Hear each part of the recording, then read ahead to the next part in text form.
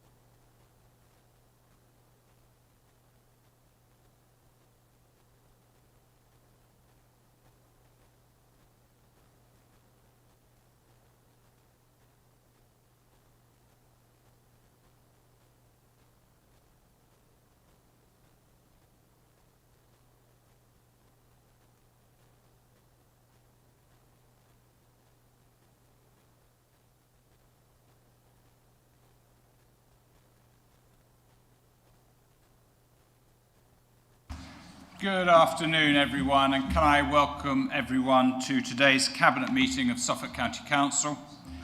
This meeting is being webcast live and will be available to watch subsequently on the County Council's website. Members of the public and the press may also record, film, photograph or broadcast this meeting when the public and press are not lawfully excluded, provided due courtesy and respect are shown to others in attendance in line with the Council's published guidance. Can I just ask everyone just to double check your mobile phones and your computers just to make sure they are on silent or the volume's right down when emails come in so as not to disturb us during the meeting today. We're not expecting a fire drill. In the event of alarm sounding, can I ask for silence, please? Thanks. We're not expecting a fire drill today. In the event of an alarm sounding, can you please leave the chamber by following the fire exit signs at the rear of the chamber, and fire evacuation instructions can be found on page 4 of the agenda. First item on the agenda is apologies for absence. Could you just remind us who we have apologies for today, please? We have received apologies from Councillors Bobby Bennett, Andrew Reid and Richard Rout. Thanks very much. Declarations of interest. I'd like to remind all members of the Council, having received written notification from the monitoring officer confirming that they have been granted a standing dispensation for a period of 4 years to allow them to speak or vote on matters relating to devolution and local government reorganisation. But apart from that, do any Cabinet members have any other interests to declare in respect to today's agenda? None received? Okay, thank you very much. The third item on the agenda is the minutes of the previous meeting. These are laid out on page 5 of your papers. They run from page 5 through to page 8. Cabinet, are you happy that I sign those as a true record of the meeting? Is that agreed? Agreed. Thank you. I'll do that after the meeting. Okay, the next item is public questions. We have one public question from Mr. Rokes. If you'd like to come forward and ask your question, please.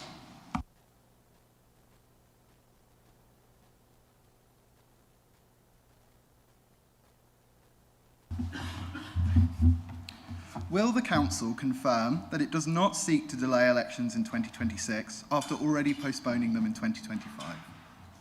Mr. Rokes, thank you for your question. I think I just need to start off by clarifying something so you're absolutely crystal clear. Suffolk County Council did not postpone the elections at all in 2025. This was a decision that sits entirely with the government. Ministers decided to delay them, ministers announced it, and ministers laid the necessary legislation, and MPs then voted it through Parliament. It was not a decision of the County Council. But turning to your question, I cannot predetermine or discuss the debate that we'll be having on Monday here in this chamber, because that would be inappropriate. But let me be clear, we have never written to government or asked them to delay elections. I get a supplementary question, right? That's okay. Yep. I thank the leader for his answer. Democracy is fundamental to our society and local democracy, with passionate individuals able to highlight issues important to them and their towns every 2 years or so. The Electoral Commission... I'm sorry, it's a question. This statement preempts the question. No, it's a question. Please. Okay. As such, can I ask the leader why, when he controls the administrative group of the council, why he's unable to confirm whether or not elections will go ahead, as the Conservatives, I'm sure, have a whip at the County Council? Sorry, the decision for elections has nothing to do with the Conservatives at the County Council. It's entirely a government matter to be made by the Minister and the government. They make the decision solely. We have no impact on that. It is a government decision. So if you I would suggest you write to the government. Thank you. Okay, there are no other public questions. So agenda item number 5 is the standing item update from Scrutiny, Chairman. And Councillor Joanna Spicer, you're going to give the update today.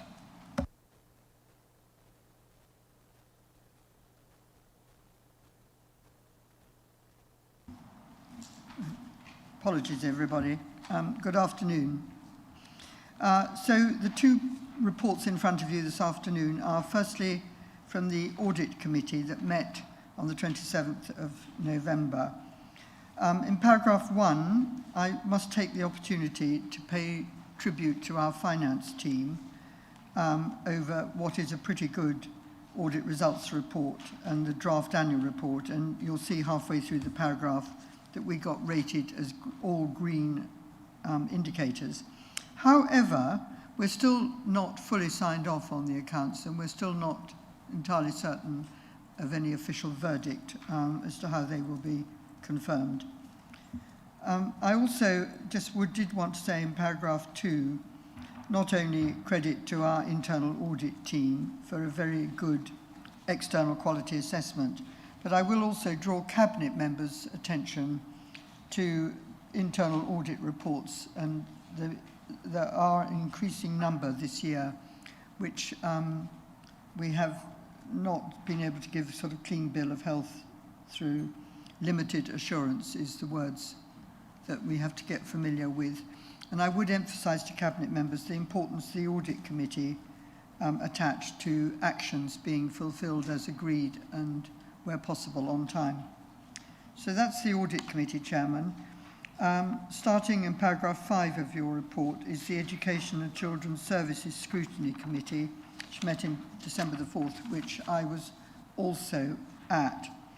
And the main item was an update on the progress of the Local Area Action Plan and receiving a report from the independent chair from the Send Improvement Board.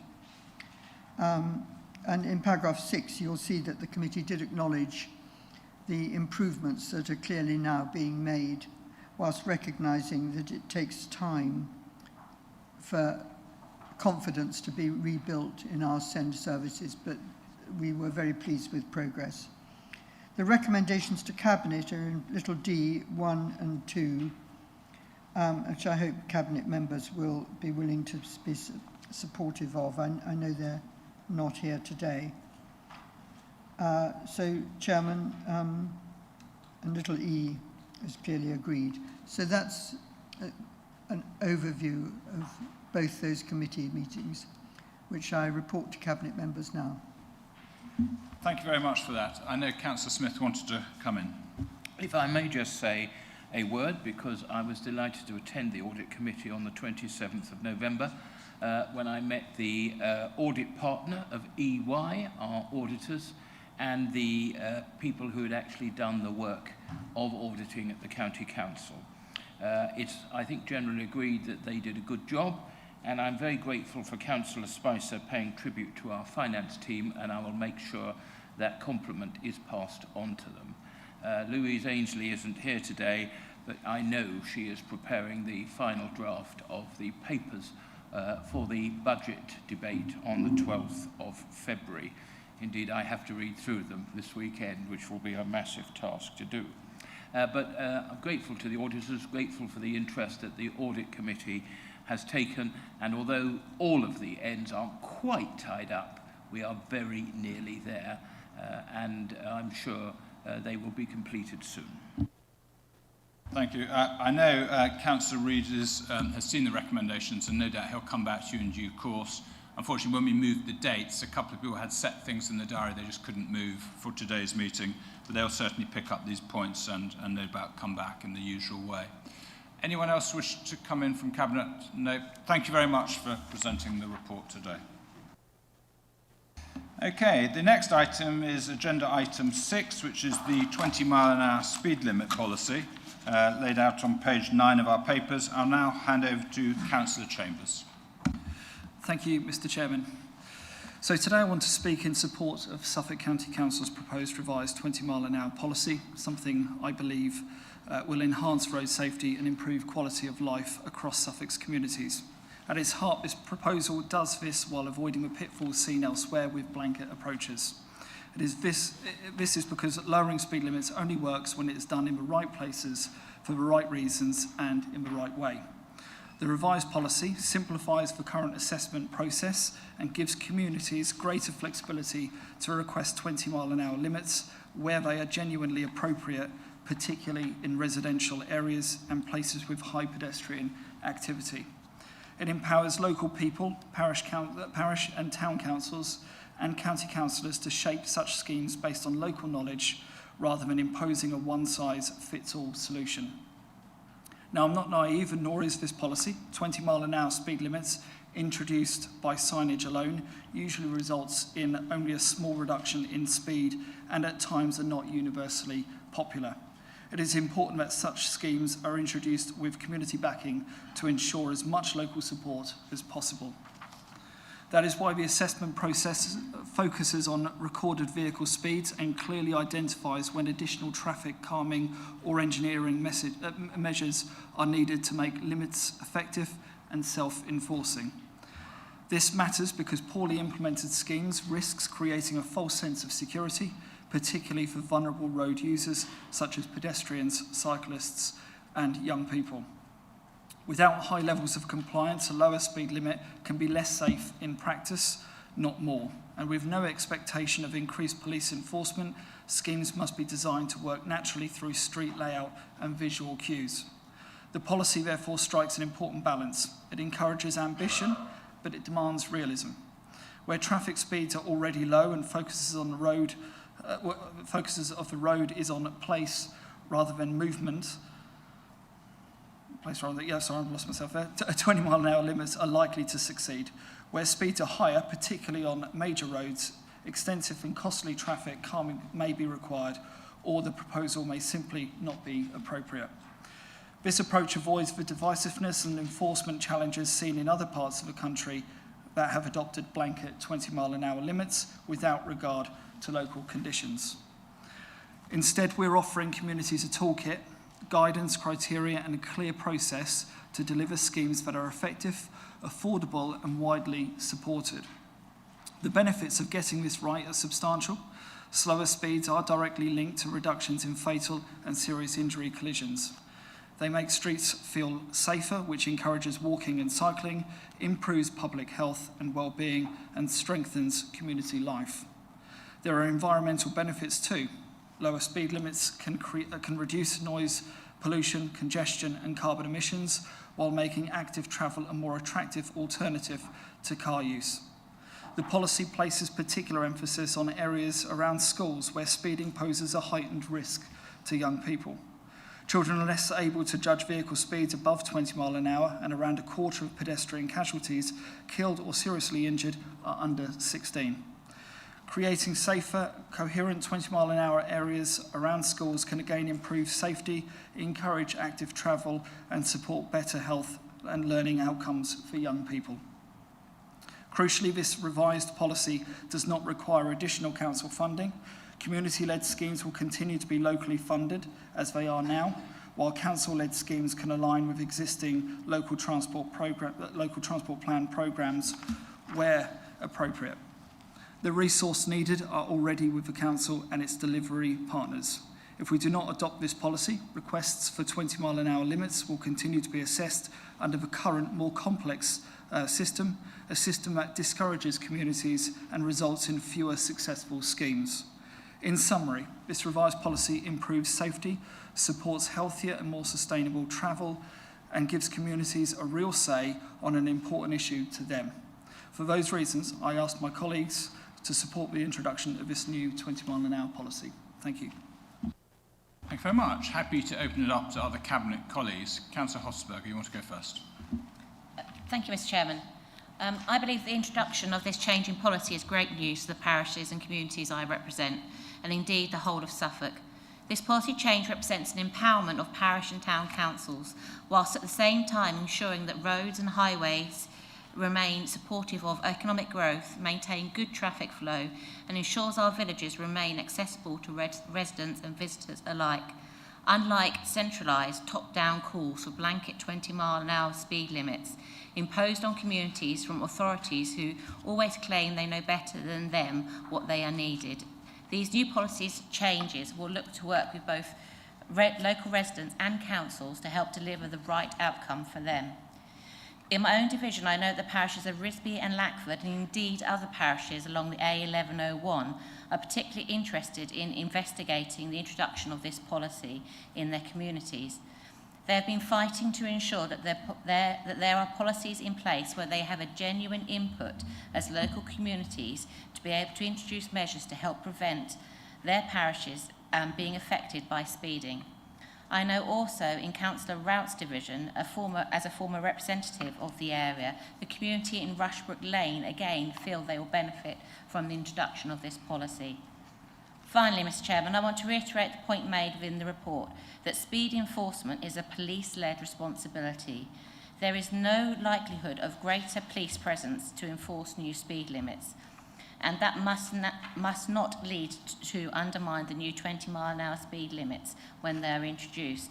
We need to keep in mind that there is no benefit to a speed limit introduced by itself, but rather the benefits that come when drivers actually adjust their driving to meet that limit. Blanket limits lead to good headlines. They don't necessarily lead to a safer road. However, the approach laid out in this paper will put power in the hands of local people to request the right limits in the right place to have the most benefit from all. I will be supporting this recommendation. Thank you. Thanks. Councillor West. Yeah, thank you, Chairman. I'd like to speak in support of the proposals before us today outlined by Councillor Chambers. In other authorities across the country, we have seen examples of the blanket 20 mile an hour approach in urban and residential roads. Now, whilst they have generally been well-intentioned, these approaches have generally fostered public resistance and practical difficulties, most notably, I think, in Wales, where it's been quite divisive.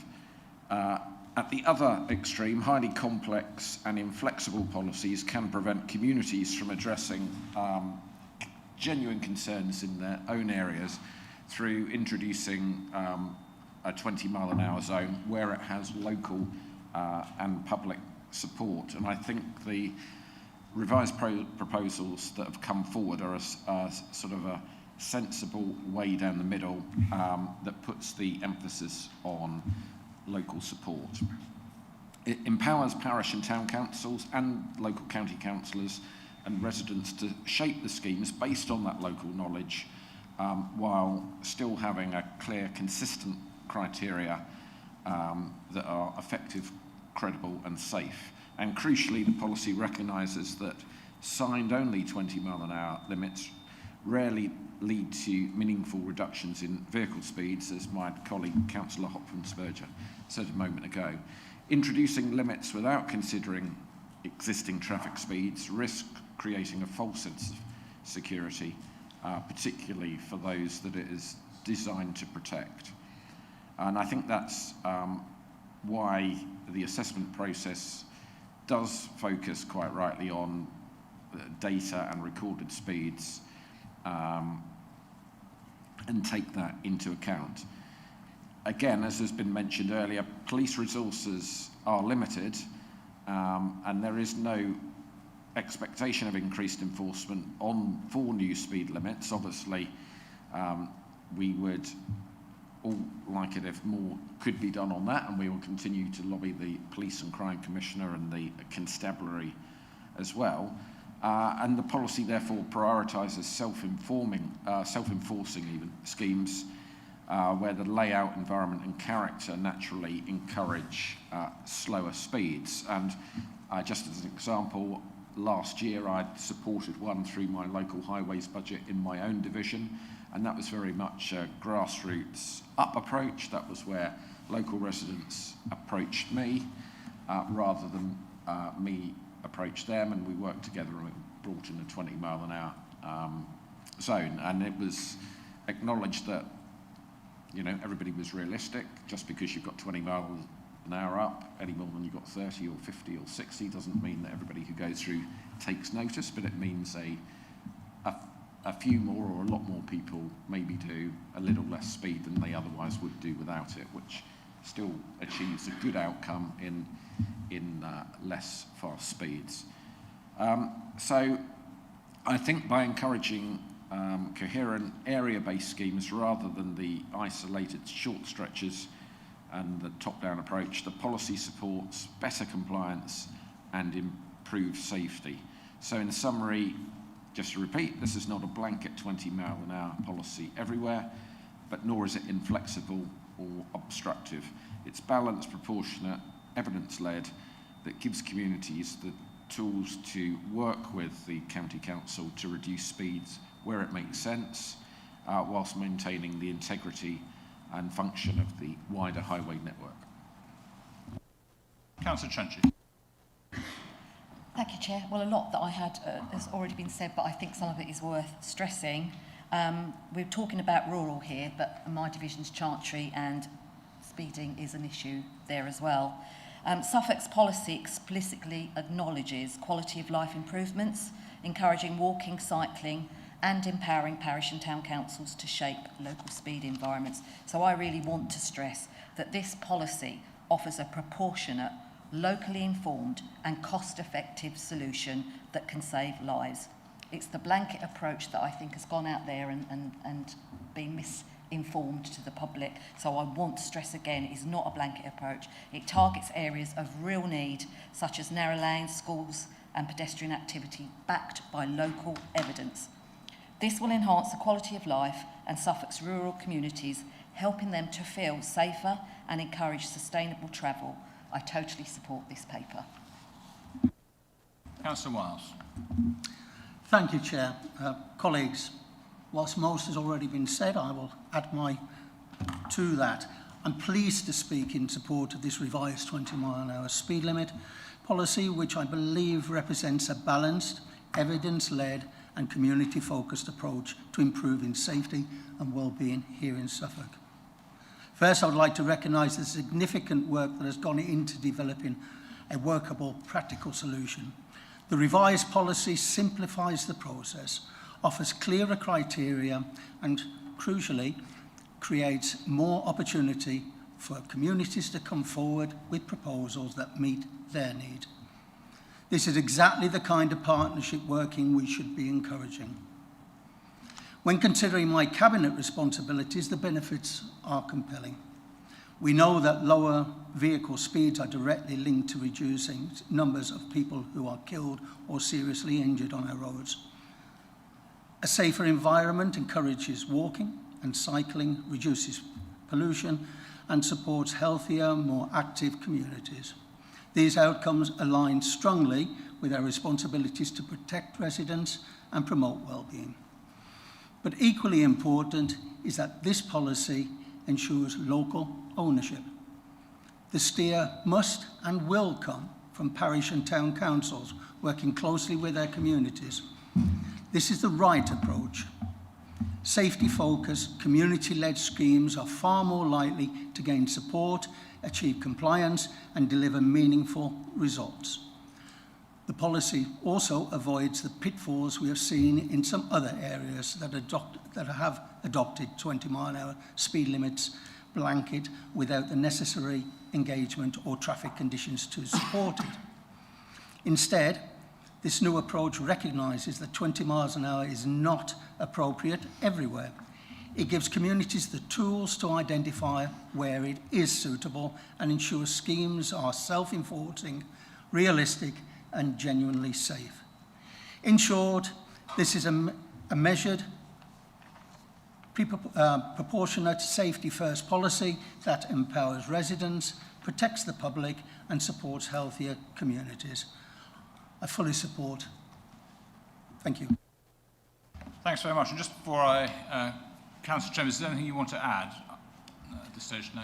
No, not at this stage. No. So I'll just add my sort of thoughts, if I may, then obviously happy to open it up to questions. I have to say that ever since I became a councillor, one thing I get most pleasure from being a councillor is being able to get things done for the communities I represent, and that sense of satisfaction and knowing that residents have come away getting what they really need.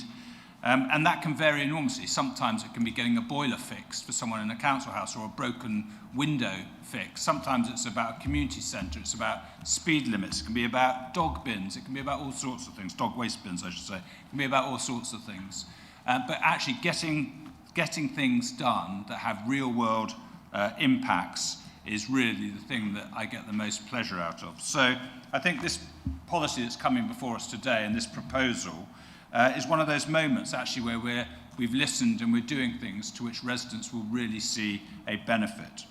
It's a really good example also of how a large council can work to deliver something very local and make decisions that suit the needs locally. And it does fly in the face of any claims that bigger councils lead to a one-size-fits-all approach, which clearly this isn't the case today. As the paper before us highlights, there are poorly implemented blanket speed bans, speed limits I should say, that can be divisive and fail to garner the necessary public support. And we want to make sure that doesn't happen. And this policy is the opposite of this. It gives the communities in Suffolk much greater opportunity to reduce local speed limits where appropriate in residential and high footfall areas. And it cleverly creates a framework that simplifies that assessment process, which has been one of the big challenges, and allows more flexibility, again, which is a win, ultimately facilitating local decisions and local discussions to those decisions, again, which is important. While there are, of course, many benefits in reducing speed limits, and we know that, I do acknowledge that this isn't fully agreed with by all motorists. It's not popular with lots of motorists as well. So that's why I think it's so important that when we introduce any new scheme, that we introduce it with community backing so that that improves the chances of success. And that's what this does.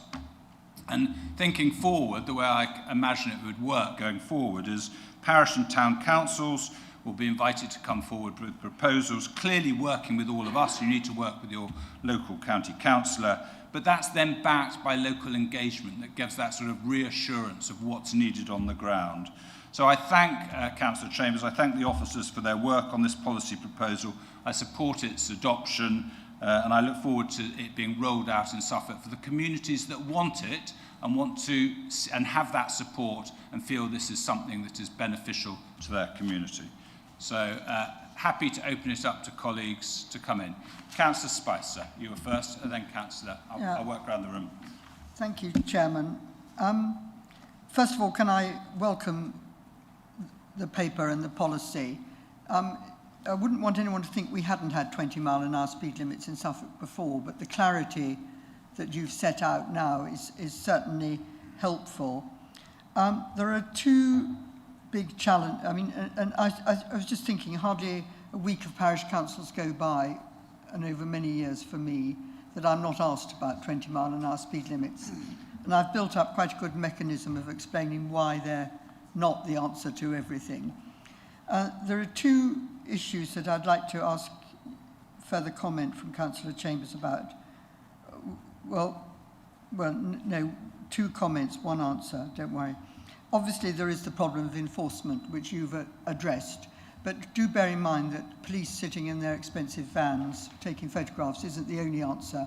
We do have community speed watch systems and the ANPR and so on. But the thing that I think we need to have a little bit more information about, and it's difficult, is the cost. Because whereas you crucially say no funding is needed by this council, it is going to call on a lot of funding. Now, for some town councils, big villages, this is perfectly reasonable. But what I need to be able, please, to ask for your help is how very small communities with very small budgets are going to be able to fund this, and whether there is any form of help that might be available, SIL money, perhaps, whether residents themselves would be allowed to contribute, because if a parish council has an income of 3,000 or 4,000 a year, they're not going to be able to pay for this themselves. So my question is, what can we do to help financially? And if money is a challenge, perhaps you could also reassure us that money can be spent on other traffic calming measures as well.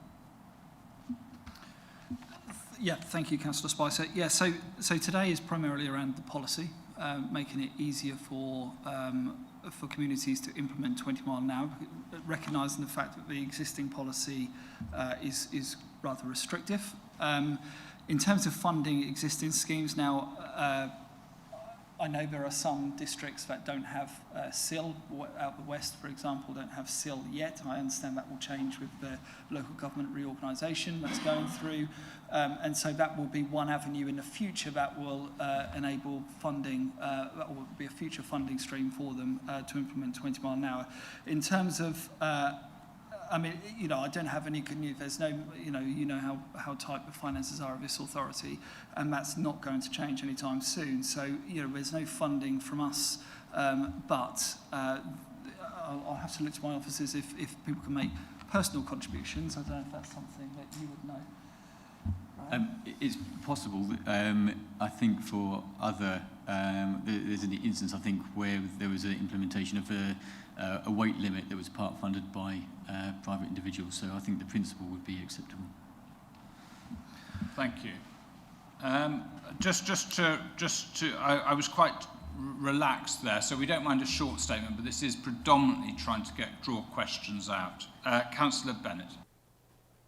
Thank you, Chair. As I proposed a motion on this issue, a few months ago, I do have a little preamble, but it's very short, so is that okay?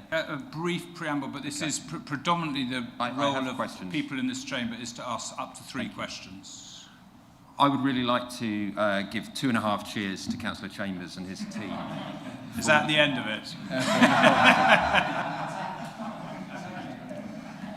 No, but seriously, I'm pleased that the tone and the direction of travel of the administration is to recognise the absolutely fundamental role of speeds to road safety, and also to recognise the successful lessons from examples like Wales, where the broad introduction of 20 mile an hour limits has resulted in a 3% reduction in average speeds, which equates to a 10 to 15% reduction in casualties. And in fact, casualties have reduced there by 28% on the roads where it's been introduced, saving literally scores of lives.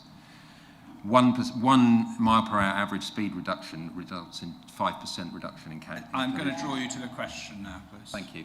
So one key lesson from Wales is that the introduction of 20 miles an hour is something that, while sometimes meeting resistance before implementation, meeting some resistance, is increasingly popular once introduced. Therefore, since we know the real benefits of lower speeds, will Councillor Chambers and his department please be as flexible and facilitative as possible under the new policy when assessing initial support for these vital life-saving schemes, so that in the knowledge that the introduction of them is when the benefits really start to accrue and where the change may be resistant to some people. And if we hold such things as referenda, it's often the children, the more vulnerable in really society. Now questions, please. Okay, so the question is, will Councillor Chambers please be as facilitative as possible and supportive as possible when assessing that initial support for schemes? And once we start to see more schemes coming through, will the Council consider putting funding behind this policy to really help maximise the benefits for our communities, and potentially looking to the health service sector, the police sector to support I think that's the question. since it benefits them too. Thank you. Thank you, Councillor Bennett. Yeah, so look, I think one of the things that I've tried to, and hopefully this is coming across in speeches and whatnot, that this is very much a bottom-up approach. But I'm of the belief, and it's my opinion, I accept, that these schemes are better when you've got community buy-in. And rather than 20-mile-an-hour policies can be divisive if you are implementing them from top down. And so and then in conjunction with that, as it's outlined in the policy, we're looking at placemaking considerations as well. So, for example, to your point around young people, if there's going to be a high pedestrian area, then of course that will be as part of a consideration when the decision is being made. In terms of committing funding, I can't do that at this stage, but, because that would be wrong of me to do that. So today I'll stick to the paper in that this is around the policy, and I hope, and I'm thankful as well for your broad support for the policy. So we'll get the policy implemented, hopefully, and then we'll have to see what comes out of everything of the future of local government around funding and whatnot. Councillor Mummery, welcome to the Chamber. You normally get a formal welcome at full council, but welcome, and over to you. You get up to 3 questions at Cabinet. Thank you, Chairman. I welcome paragraph 34 in the report. Can you provide clarity as to the requisite size of the engagement and consultations in terms of numbers of residents, please? Thank you. Sorry, what paragraph? Sorry, say that again. Sorry. Paragraph 34.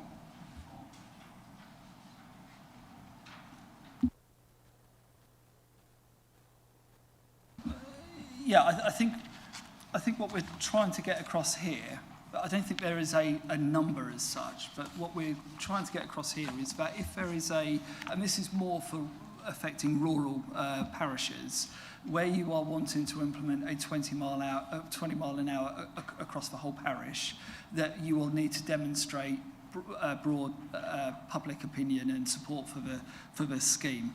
Where it's, for example, as Councillor Cenci said earlier on, where it's in a more urban area, then of course you can't do a parish or a sort of a referendum as such for one particular street. So again, we're looking at placemaking above anything else really. So this is about taking into consideration the location of where the 20 mile an hour is being, or where the ask is.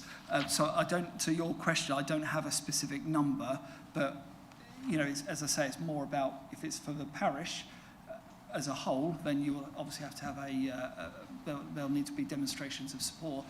For a particular street, then that's not required other than the support of the local member, county councillor, in that case being you. And of course, apologies, welcome to Suffolk County Council as well. I should have said that at first. Is that okay? You do have no follow-up. Okay, thank you. Councillor Lindsay. Thanks, Chair. I'll use my maximum of 3 questions, if I may. In a similar vein to my colleague, I think it's one step forward, but it's also one step backwards. I'll explain with my first question why I think that. I mean, the step forward, thank God we've got rid of these criteria about you have to have these deaths and injuries, before you can get a safer speed limit. We've got rid of that, thank God. That's good. But when we've inserted this new requirement, which according to the appendix that is meant for public guidance, so this will be going to parish councils, it says there'll have to be a decision of the parish town council meeting following an area-wide referendum. That's on page 17 in the chart there. And then in the papers, item 27, meaningful local engagement, clear support from a formally conducted survey or similar consultation. If you look, the policy we had, currently, and we had since 2014, was that county councillors needed to review the views of parish and town councils and give weight to petitions and local resident views. But we trusted the county councillor to represent and know the views of the community that elected that county councillor to represent them. So my question there is what happened between 2014 and now that we no longer trust county councillors to represent their residents? The second question, the limit for 24, the police, mention of ACPO and police, threshold of 24 miles per hour for the average speeds for sign only. Why are we using ACPO policy? ACPO hasn't existed for 10 years, and the National Police Chiefs Council that replaced it have scrapped that policy. So there is no policy about a minimum threshold. And similar to that, my final question, I guess, is where is this evidence for a false sense of security, which item paragraph 4 on page 9 alludes to? When I cross the road, I don't think about what the speed limit is. I look to see what the traffic is.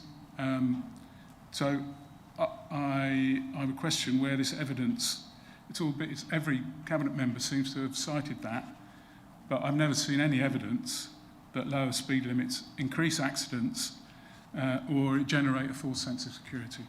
Thank you. Councillor Chambers. Thank you, Councillor Lindsay. So to your first point, in terms of public opinion or whatever, do we trust the county councillors? I must say, I'm rather shocked. I would have thought that the opposition councillors would welcome requiring public support and showing democratic mandate. But I genuinely am quite shocked by that. But that's fine. Look, as I've said earlier on to, I think it was Councillor Bennett when I responded to his question, that all through my thinking of putting, or through our thinking, shall I say, of putting this policy together, as I've said, I think schemes are much more successful if you get the buy-in of local people. A 20 mile an hour policy affects most people in a parish, in a parish or village, shall I say. So, for something that affects most people, I think it's important to seek their views. So that's what's behind that. I mean, I understand why you may disagree with that.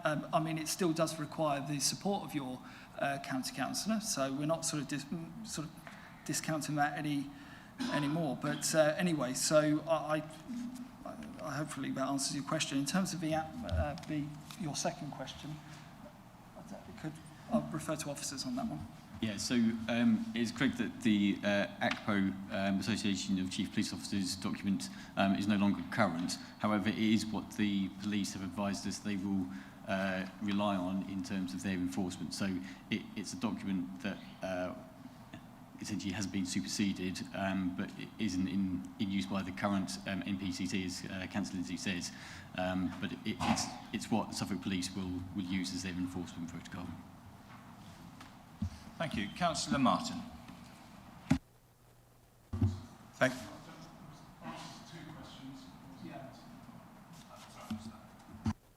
Shall I just answered. Yeah, okay, that's fine. Yeah, so look, I think what we're just trying to get across is that, you know, signs only won't always be appropriate, and it's going to require, some roads will require further interventions, and so what we don't want to sort of, maybe what we're trying to put across here is that signs only, you're not going to get 100% compliance on anything, unfortunately. But you know, I think well, that's what we're trying to get at here. So yeah. Councillor Martin. Yeah, thank you very much, Chair. First of all, on the Appendix 1, it's very, very small and vague and faint writing, but it does say, needs the approval of County Councillor and formal approval by Parish Town Council meeting following an area-wide referendum on the proposal. So I'm asking whether this means an actual formal referendum, which is way beyond the financial cost of either the locality highways budget or indeed most parish councils, or whether a survey done by the local county councillor, which can be shown to have been done properly, is acceptable. And will it need the approval of a parish or town council meeting in those areas which don't have parishes and towns? That's question one. Question two is, would, in reinforcement of what Councillor Lindsay was saying, would it be possible to actually see all the quantitative evidence that there is for the increased danger of having 20-mile-an-hour speed limits in areas which were you considered inappropriate? And that should be quite easy to produce because, as you said, there's been a very, very widespread introduction of 20-mile-an-hour speed limits across Wales. There must be evidence that that some of those areas have become less safe as a result of the introduction of the 28-mile-an-hour speed limit. Otherwise, your statement that 20 mile an hour could be less safe is clearly not supported.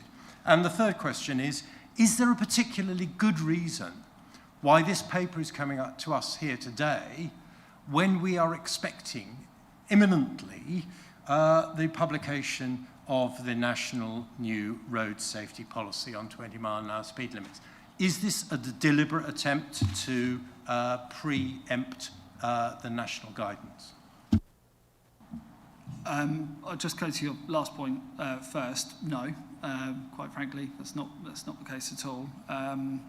So that's an answer to that one. In terms of going to your first question, then, no, we wouldn't require a full referendum. You know, if something is costly, clearly that's not the aim here. So as long as I say, there is a survey, or in a rural parish they have neighbourhood plans, so something where you can demonstrate that you have got local buy-in for a scheme is sufficient in that case. And then to your second question, I will refer to officers as that requires data, and that's beyond my powers. I think that's something we can look into. I'd just perhaps useful to pick up exactly what the ask is. Clearly, there's a lot of evidence from Wales. I don't know how, off the top of my head, whether we have specific examples of speeds that have been implemented over 28 miles an hour and now are more unsafe. But clearly, there's a lot of research that has gone on into that. However, there is research that suggests that there is where there's a disparity between what the perceived speeds are and actual speeds, it is less safe than it would be if cars are going at the perceived speeds. So I don't think there's much more I can add at that point on that issue. I think if I can just quickly come in on that. So I think, and I alluded to it in my speech actually, where the signs-only approach will have, let's say, I didn't give an exact number, but I think it's about 2 or 3 miles per hour impact on speed. So we could keep it at, let's say, 24, which is what the current policy is now, which is quite restrictive And so that's one of the areas where we've actually looked to expand the criteria to say, okay, well, look, because otherwise the policy will still be overly restrictive. And so I've sat in the chamber many times and have heard questions around 20-mile-an-hour schemes, and I get it at my local parishes as well. So one of the ways to do that is expand the criteria, and that is one of the easiest ways of doing that is expand the criteria around speed. So yes, on a 28-mile-an-hour speed, where the average speed is 28 mile an hour, yeah, you'll still maybe not get speeds down to 20, but it's an improvement on what there currently is, and that's a positive thing. Point of clarification, thank you very much, Chair. Yes, so, I mean, what I was asking for was some quantitative evidence. I mean, I think we all want evidence-based decision-making and policy-making, and so it would be possible, if it were true, that introduction of 20-mile-an-hour speed limits in some areas makes the roads less safe. It would be possible to find that evidence. I would like to see that quantitative evidence given to the councillors. I will see what I can do. Councillor Ladd. Thank you, Chairman. Yeah, I really welcome this policy. My experience of the old process and policy is South Wold High Street, and I'd like to thank Councillor Chambers and his team for giving me support on that. That came from the residents initially, from a resident survey, which came through to me. I supported the Town Council, and together in partnership, we actually managed to get that implemented. But my experience is that it was a very drawn-out process, and many hurdles to overcome. And my question to the Cabinet member is, can he confirm that the process has been a bit quickened up? Is it a bit speedier now to get these? Because it took 2 years, I think, for us to sort of get the thing in place. Will that be a bit quicker in future? I think it will have to be on a case-by-case basis, because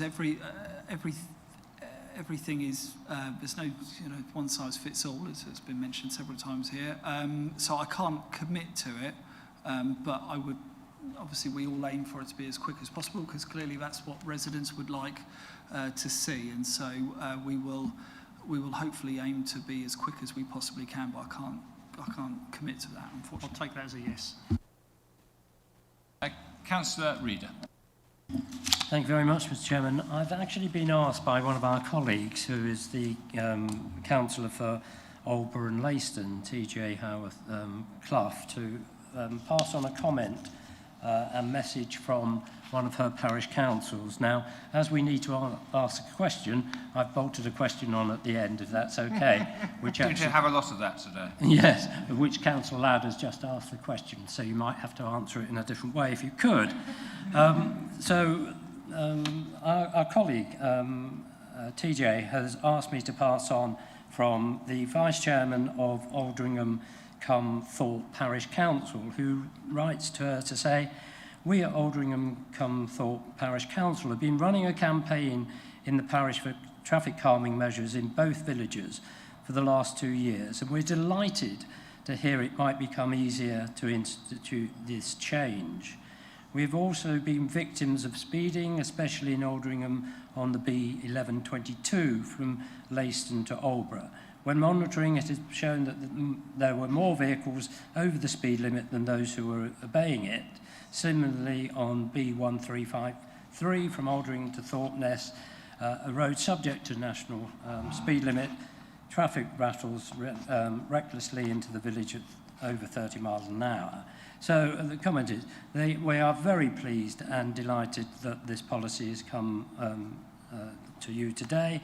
Anything that speeds the process is welcome, and we're delighted to see this approach. So tagging on my question at the end is, whilst you're not able to give a definitive answer, and I have just heard the response to Councillor Ladd, what do you think is the acceptable time to take to make a decision on these 20-mile-an-hour speed limits? Thank you.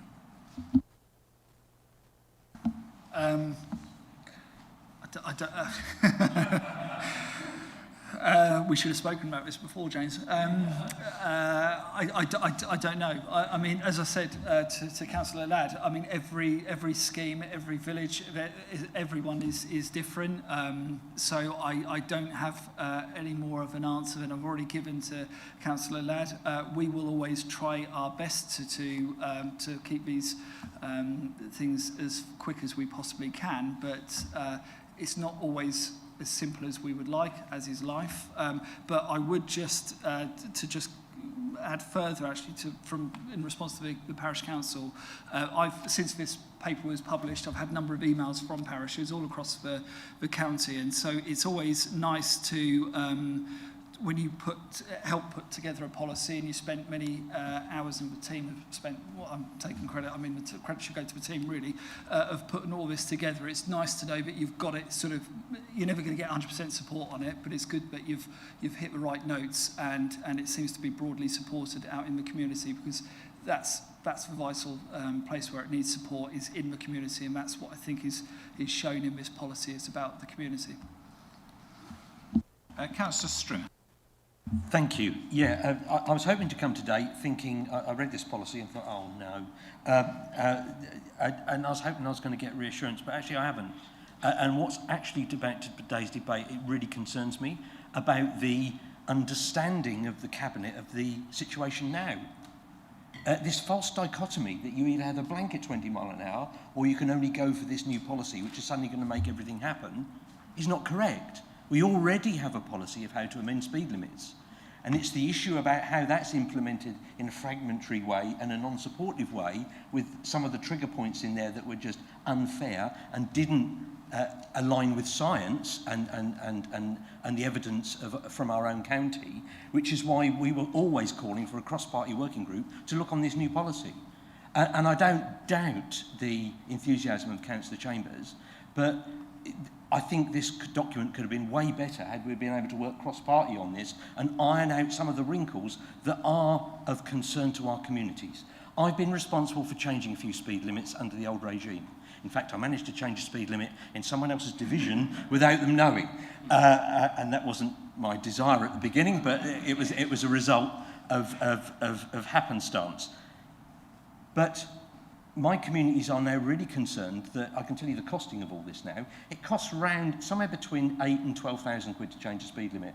You've now added another 3,000 quid on it for the average village to conduct this referendum. I've been on planning committees for years. The people around documents change, the officers change. But what doesn't change is that written word. You put in the word referendum in there, means someone will make sure that gets implemented at some point, and those communities will have to pay that. So going to our communities now, it's not being made easier, it's being made more expensive by this policy. So I'm begging you to remove the word referendum, because I think you know what you mean, but the words in your policy do not. What I cannot believe is we're not looking at the evidence from a village in Suffolk called Ockhold.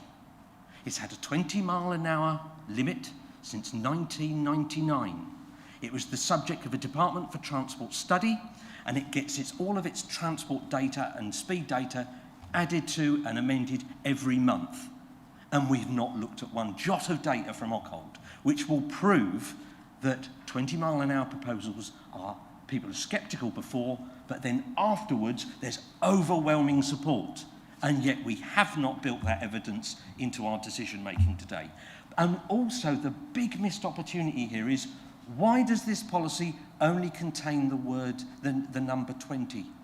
We have a number of speed limits where we need to reduce from 60 to 40. I'm going to push you to questions. That's they are three questions.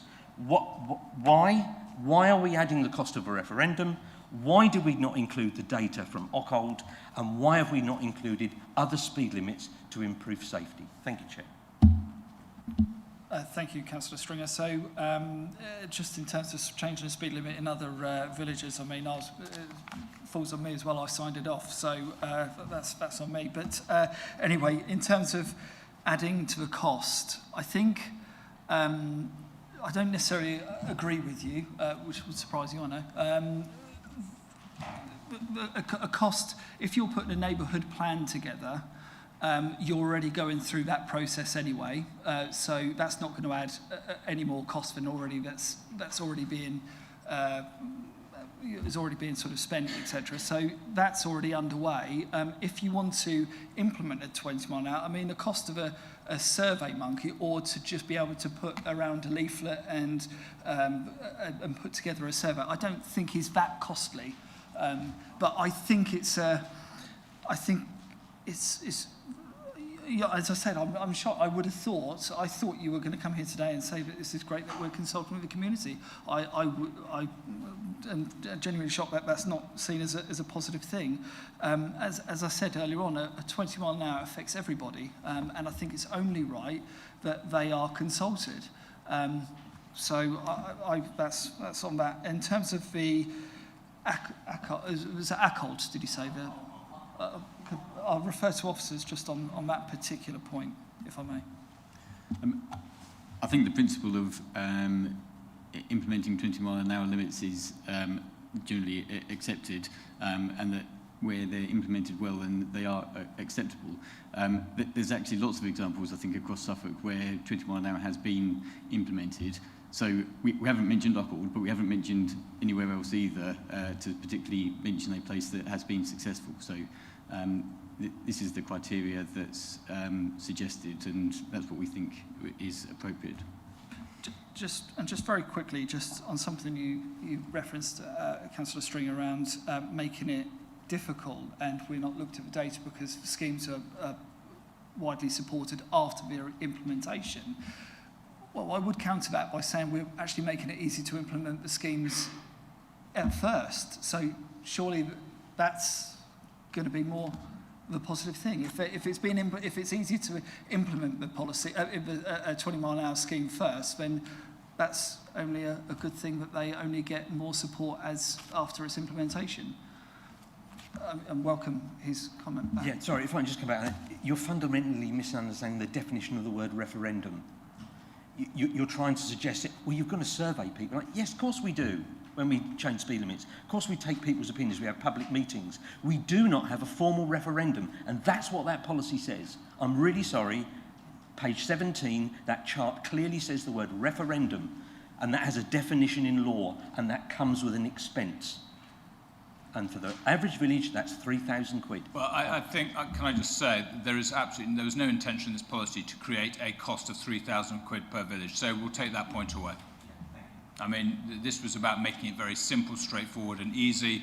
I know I've looked at my own villages and talked about Debenham, and where actually we've just gone door to door with a leaflet ourselves, and that meets the criteria. So I think it's the word of how you, it's down to how you want to take the word referendum to mean, whether you want to see it in a positive light or negative light. But I take on board there will be a legal definition as well. Councillor Lockington. Thank you, Chairman. Can I say, like Councillor Cenci, I was surprised with the paper, because yes, it's very good with the rural areas, but what about Ipswich? When you and me shared a division in Ipswich, when you came in, we were halfway through a survey of a 20 mile an hour area, and we got that in Ipswich. Now, how are you proposing we are going to do that in Ipswich now? And who's going to carry the cost, apart from if the county council have their highway budget, which hasn't been spent on lots of other things, because we don't have parishes, we don't have others. And there was a mentioning of the local transport plan, but as far as I understand, often local transport plan, they go the major transport routes and so on. They don't look at little residential areas where, and these are the areas where residents would like to have 20 miles an hour. It's not on the main traffic routes, I think, where that has got to carry the main traffic, but it's actually the areas where people live. So how do you see that for a town like Ipswich we go forward? So if I'll ask you just for further detail and clarification on the second question, but just on your first point around the scheme that we implemented in St Margaret's, that wasn't a blanket 20 mile an hour across an entire, I mean, it's not a village obviously, but across an entire ward or division or anything, so it wouldn't require a referendum. That was a number of streets that had a 20-mile-an-hour implemented, so it required the support of you and I, which we supported, and that would still be the same today under the current policy, because it's not a blanket 20-mile-an-hour. It obviously feels like from an area in terms of the area covered, but it is just a number of streets. If it's a village in a rural setting and it was the entire parish, that's where you'd need to show democratic mandate. How do I do that? Who's going to pay for it? Unless the county council have got enough money. Yeah, that's what I'm saying. If we were to do, if you were doing a 20 mile an hour in St Margaret's under this new policy, you wouldn't require it wouldn't require a poll, because it's a number of streets. It's not a blanket 20 mile an hour across a parish, so you wouldn't require a survey. Or, I mean, you could obviously carry one out as the county councillor, of course, but it doesn't. It's not a blanket 20 mile an hour across an entire area. Terribly sorry. How would we pay for it? We don't have a parish council. Oh, right, okay. Well, in the same ways that we paid for the one back in St Margaret's back in the day. So it requires you know, as I mentioned, this is about policy, not about actually sort of paying for a 20 mile an hour. We don't have the funds to actually just start funding TROs everywhere ourselves. So the funding would still be required to come from the local member, for example, who can help fund it from their local highways budget, and that would remain the same as, I'm not sure, I can't remember, I don't believe, does Ipswich Borough Council have SIL? No, it doesn't. So, I mean, that, again, that's something that will change with LGR in the new unitary structure. Councillor Bennett, you want to come back? Thank you, Chair. I think I had one question left. I just wanted to ask, as most driving behaviour occurs by consensus, not by strict enforcement or engineering, so I think we're on a bit of a journey with this. Will Councillor Chambers keep an open mind as possible and be as flexible as possible regarding the apparent or so-called need in this policy for expensive and often problematic traffic calming measures for roads with average speeds around 30 miles an hour? Since its compliance normally occurs mostly through, it's a 30-mile speed limit, it's a 20, I will go below that. Most people do that. You don't necessarily have to have the police at the end of the road or the traffic calming measures stopping you going faster. Most people, that will bring the speeds down. So will there be flexibility and a sort of dynamic approach as these schemes come forward to assess how much the compliance and traffic calming is really needed? Thank you. Yes, but I can only do that for as long as I'm sat in this seat here. Clearly, I can't tie the hands of my, you know, whoever comes after me. So, but yeah, I will always be as flexible as I can, as I think I am already. I understand some people have been disappointed in the past, but I try my best. Can I say, yeah, on this point, because Councillor Beck-Martin's got his hand. Oh, sorry. Thank you, Mr. Chairman. Councillor Bennett and Councillor Stringer have already asked my questions on referenda and expensive implementations. In fact, I remember I sat next to you, Councillor Chambers, at full council when you said that you would take this away last year. And the point of schools is definitely something which is important within my division. One application was turned down because there weren't houses on both sides of the road, and the other one was turned down because there was a bend in the road. You know, local bylaws which are not present in other authorities across England. So may today be the day that that awful policy is consigned to the history books, because it is about time, and my communities will welcome that. The final question I had was, safe environments often lend themselves to strong and vibrant communities. Why, therefore, on page 10, was strengthening the local economy not ticked, which is one of the administration's 4 corporate objectives? Could you clarify, please? Thank you. I'll refer to that particular part. I don't necessarily disagree, so if I just will refer to officers on that, and then I'll come back to your first point if I can. Apologies, I think that was an omission. I think that should have been ticked. Yeah, I think so. And then just to your first sort of point, really, yes, I think, you know, the past where you've had refusals, hopefully that won't happen under this new policy. Hopefully there's more clarity. As I referred to earlier on, it's around placemaking, and I think that's the key thing here. So I welcome your support on the paper. Thank you. Okay, that's all the hands. Everyone's spoken who wants to speak. So, Councillor Chambers, can you just remind Cabinet what we've... Oh. I had a helpful question. Just following on from the unhelpful policy that consigned to the bin, of course, just to clarify, that still exists for any other speed limit changes that aren't 20 mile an hour. Just to clarify that. Could we possibly then have a glossary in this of what this document means by the word community, referendum and blanket? So I'll yes, certainly to the first two that you mentioned around this blanket. This was something that I was actually meaning to answer on your earlier question. The blanket, I think, no one was accusing anyone in this room of wanting a blanket, to my knowledge anyway. No one was accusing anyone in this room of promoting a blanket 20 mile an hour policy. I think what we were merely trying to get across was that that is very much a top-down approach, and this, I think, represents a bottom-up approach where you get more buy-in, and I would like to think if you get local buy-in, you get more adherence to the speed limit. That's my take on it. You can disagree, but I just wanted you to know that. Thank you. Councillor Chambers, can I ask you to remind Cabinet what we're being asked to decide today, please?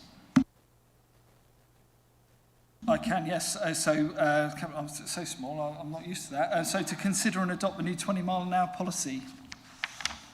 Okay, Cabinet, are we in favour of that recommendation? Can we have a show of hands, please? That's unanimous. Thank you very much. Okay, I propose we keep going straight into the next item, which is agenda item 7, which is on the devolution priority programme and Suffolk County Council's response to the government statutory consultation on local government reorganisation in Suffolk. Now, as you can imagine, Councillor Rout would like to have been here to present this paper, but is unable to join us. So I will take the mantle and kick off on this, if I may. So, colleagues, I think it's fair to say we've been gathered in many rooms, many times, to discuss over recent months, and for some people, actually over far longer than that, local government reorganisation. And today now is one of those final occasions which we will do so before the ministers determine whether our county is best served by 1 unitary or up to 3 unitaries. After the statutory consultation closes, which is this Sunday, government will assess the business cases that have been submitted and the evidence that has been gathered. That makes today's discussion a pivotal moment in the journey of local government reorganisation, and one which will have lasting impact on all of us and all who live and work here in Suffolk. But before I continue, I want to thank everyone across the council and more widely for the continued engagement that has taken place on this extremely important topic over many, many months. Everyone has played a pivotal role in shaping, compelling our robust and credible case for One Suffolk. And I believe it is a proposal that truly delivers for our county, delivers for our communities, and delivers for the future. The task before us today is therefore very clear, but also very significant. It's to consider and agree Suffolk County Council's 2 formal responses to the government's consultation, one on the One Suffolk proposal and one on the alternative proposal of 3 unitary authorities. In our consultation response for our own business case, we set out clearly and unequivocally why One Suffolk represents the smartest, simplest and best option for local government in this county. We all know Suffolk as a proud and a historic county with a strong sense of identity from our large towns to our coastal communities and, of course, our rural villages. Suffolk is a county of great beauty with miles of unspoilt coastline, ancient market towns, and, of course, many busy town centres. And despite the county's great diversity, I know that we share a deep-rooted pride in the single binding identity, a sense of Suffolk that has been carried down through the ages. It also has a flourishing business community and is home to over 31,000 businesses, which are the backstop of our thriving county. We excel in so many sectors which are of national significance, including energy, agri-foods, ports, logistics, digital technology, and more. Accordingly, our business case is grounded in a rigorous financial analysis which is built on the Suffolk-specific data, not some generic national modelling. It is abundantly clear that One Suffolk is the only financially viable option, delivering improved services for residents while ensuring no adverse impact on our most vulnerable. The financial benefits are substantial, with 78.2 million in savings in the first 5 years and 39.4 million every year thereafter. These are not some abstract figure that's been plucked out of the air. They represent vital resources that can be reinvested in frontline services and our community's priorities. In addition to this greater financial resilience, the One Suffolk plan spells out how the proposed unitary council creates key benefits for our county. And these include the opportunity to harmonise council tax to the lowest level in Suffolk in year 1. Based on current levels, this will result in Band D properties seeing a reduction of £245 in Ipswich, £17 in East Suffolk, £29 in West Suffolk, and £19 in Baber, and a freeze in Mid Suffolk. There's a new deal for market towns, including Ipswich, backed by a £40 million capital investment fund, and a review of car parking charges and markets conducted in consultation with traders, with businesses, and with representative bodies. We'll be empowering communities by offering powers and funding to town and parish councils where these councils express a desire for additional responsibilities, creating a new town council for Ipswich to enhance democratic representation. We're building a strong, flourishing, and resilient local economy that serves all residents, businesses, and communities. And we're creating a stronger voice for Suffolk through effective collaboration with the new mayor and with central government, focusing on clear investment priorities that maximise benefits. In addition, I strongly believe that One Suffolk is the best option for safeguarding children and young people. Indeed, it is the only option that protects services for Suffolk's children and young people and their families. Our children and young people services already operate at scale, with a shared infrastructure, with locally based working, and a culture of continuous improvement. And it is this unified approach that has enabled Suffolk to safeguard children more effectively, deliver better outcomes, and invest strategically in the services that matter most. And I do believe that under One Suffolk we can go further. It would allow us to protect our integrated system, maintain standards and accountability, and keep children at the centre of decision-making. We're already building a single view of the child, which is joining up data across education, social care, health and police, so we can identify risks earlier, intervene sooner, and improve outcomes. We're also expanding housing options for care leavers, tackling youth homelessness and providing more stable routes into educational, training and employment. A unified authority means a single housing register, a consistent allocation framework, and a strategic oversight to give care leavers the best possible start in adulthood. Our education system too benefits from a single authority, Unified oversight allows us to plan school places, admissions, and transport strategically, working seamlessly with multi-academy trusts and the Department of Education. Families choose schools based on their children's need, not based on administrative boundaries, and our structures should reflect that. Fragmentation under the 3-unitary model would threaten this progress. Splitting services across multiple authorities would duplicate effort, increase costs, and disrupt established partnerships with schools, with the NHS, with police, with the voluntary organisations, and with youth groups. And most importantly, it risks vulnerable children falling through the cracks. A single unitary authority gives us a rare opportunity to bring together and harmonise services that make a real difference to our residents and businesses. And this includes planning, transport, parking, environmental health, licensing, and economic development. Delivered strategically in an integrated way, these services can help create safer, cleaner, and more attractive environments for business to thrive for residents and for visitors to enjoy. Importantly, this proposal has been built on partnership with residents, councillors, with business leaders, with voluntary organisations and community groups all coming together. This has not happened by some accident. From the outset, we were absolutely determined to engage with as many people as possible across Suffolk.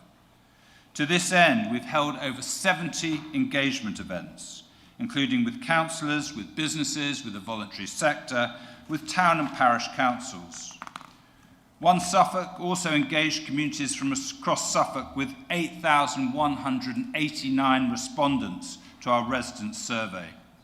This made it the largest survey response rate for the County Council in the past decade.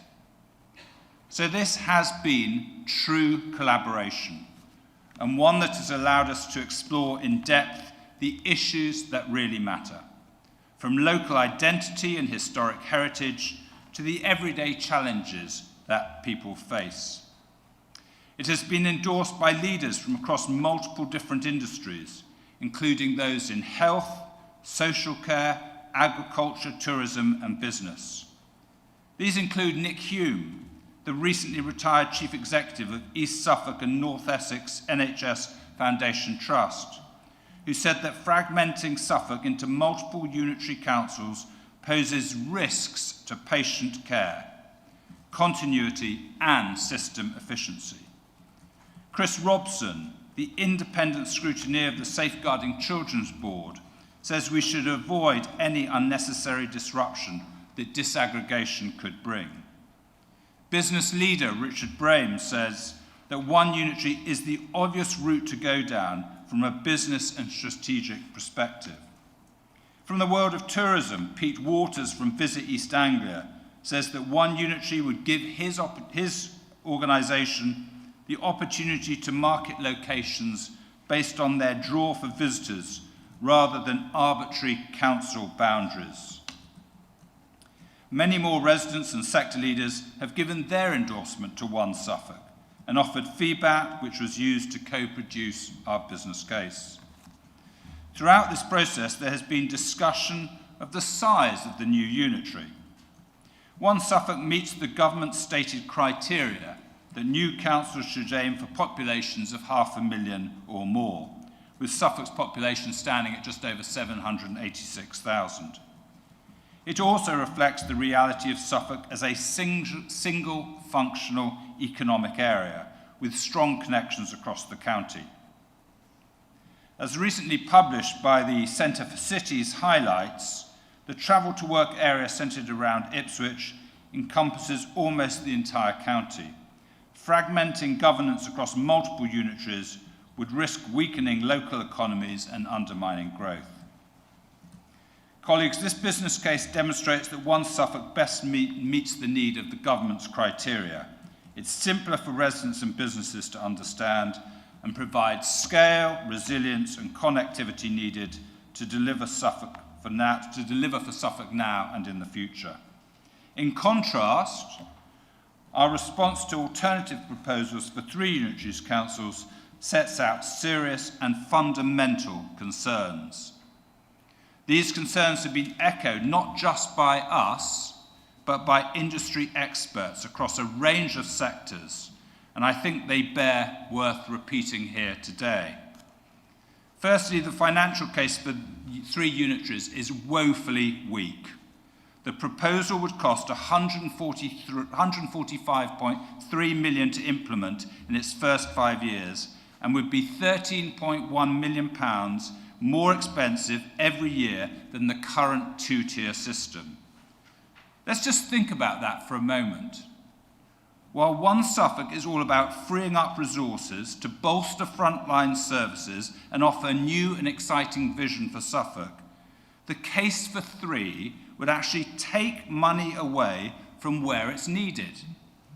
Let me be clear, splitting Suffolk into 3 would see less money available for local services than there is under the current 2-tier system of local government. The 3 unitary proposal also introduces additional complexity, duplication and bureaucracy, directly undermining the government's stated aim of creating streamlined councils that are strong enough to reform services and drive growth and empower communities.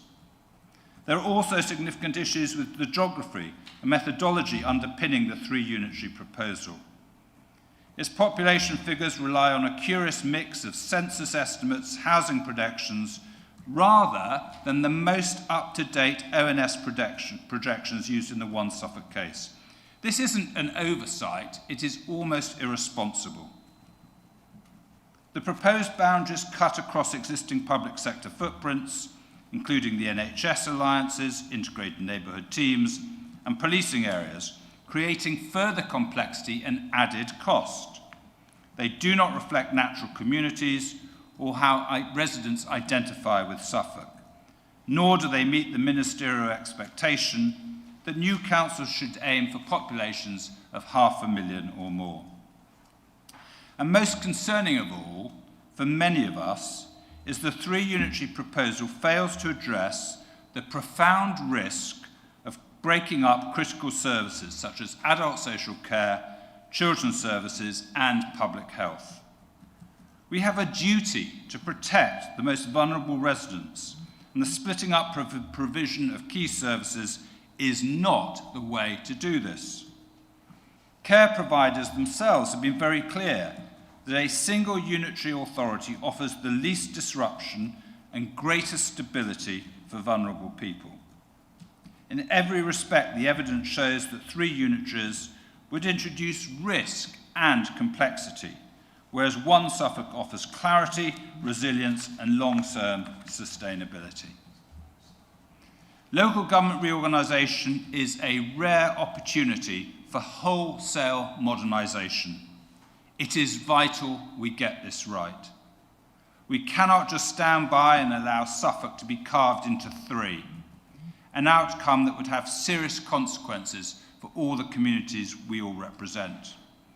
So therefore, I am pleased to commend to Suffolk County Council's Cabinet the responses to the government's consultation. I welcome your comments and contributions from Cabinet, and finally I'd like to particularly thank Councillor Richard Rout, who can't be here today, and the officer team who've worked so hard over the last many months in preparing us and getting us through to today. But happy to open it up to Cabinet colleagues. Councillor Smith. Chairman, thank you. Can I start, before I make my formal comments, by welcoming Councillor Mummery today to this, her first Cabinet meeting, and to congratulate her on being elected as one of the 2 members for Pakefield, a very important area to me. The division in which my brother was born, my late mother was born. I lived until the age of 9 in Pakefield, and my maternal grandparents lived all their married life So it's a very important area, and I shall monitor how well you represent that area. I'm sorry I wasn't with you on Monday when you were inducted. I wasn't aware that you were being inducted on that day. If you had been, I'd have come in and had a chat with you, but we'll take a rain check if we may and meet on some other occasion. Thank you for your kind words. So, on the government statutory consultation on local government reorganisation, I, quoting Councillor Bennett here, think I can give 2.5 cheers to it. But I'm only going to give 3 cheers if the government actually opts for the one Suffolk option, which is the sanest of the options in front of them. Chairman, Suffolk's future is in the balance. In the coming months, the government will decide whether Suffolk from 2028 is to be served by 1 council or 3. This is a once-in-50-year decision, and one that will shape our county for decades ahead.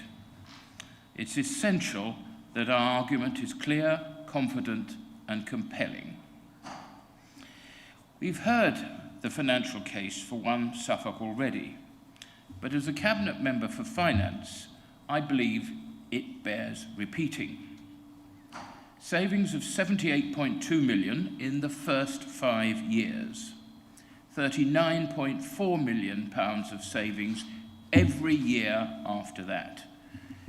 Now, these are significant savings which will mean more money for frontline services and better value for money for our taxpayers. By contrast, the alternative proposal would actually cost more than the system we have now. And at a time when public money is scarce and the financial position of councils everywhere is stretched incredibly thinly, I believe that pursuing a 3-council model would be both reckless and irresponsible. 1 Suffolk, to me, is the only financially viable option. That fact alone should settle the debate. But my other areas of responsibility, economic development and skills, I believe only strengthen the case. Suffolk's economy is diverse. We excel in many areas. East Suffolk leads the way in clean energy and offshore wind. West Suffolk is home to advanced manufacturing and a world-leading horse racing industry. Ipswich is a hub for financial services and tech.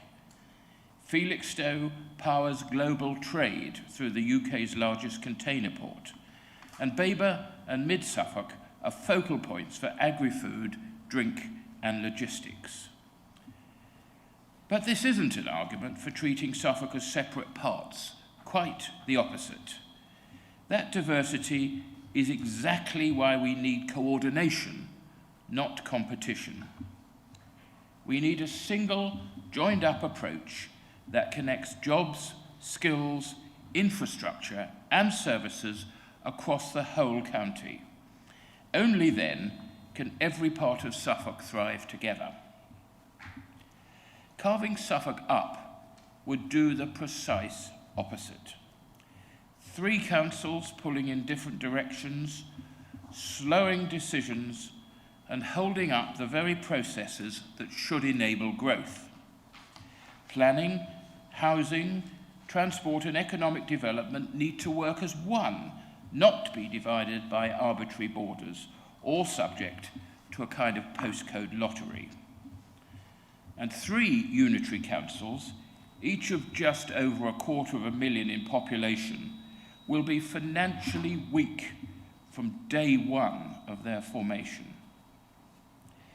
A single council also gives Suffolk one clear voice, making it easier for the government and the future mayor of Suffolk and Norfolk, and just remember that, I said Suffolk and Norfolk, which I believe should be the title of the mayor, not Norfolk and Suffolk, but I fear I've lost that.